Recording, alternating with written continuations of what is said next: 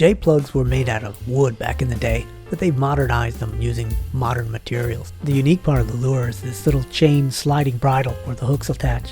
So the design is pretty straightforward. I'm copying the original, but I'll be adding my own touches. And after establishing the ratio of length to width, we can get started on the lathe, getting this thing shaped out.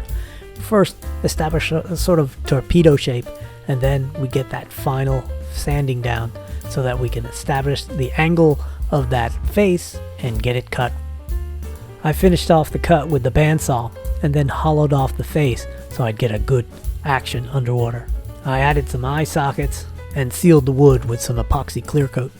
I drilled the hole for the sliding bridle, but I'm going to do something just a little different. I'm going to use a rivet as a sleeve for the bridle, and I'll just glue that in.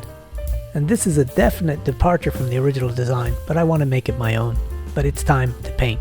So I start off with white for the base, bright yellow for the belly, and some pearlescent blue on top.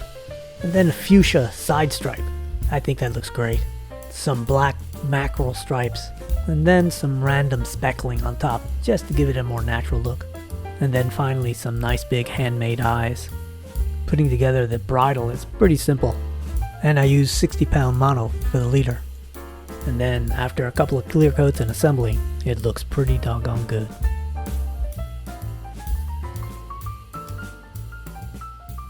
And it's time to put it to the test. Alright, let's see how easy it is to cast. That's pretty good. I thought it would helicopter a little bit. Alright, let's get some underwater shots.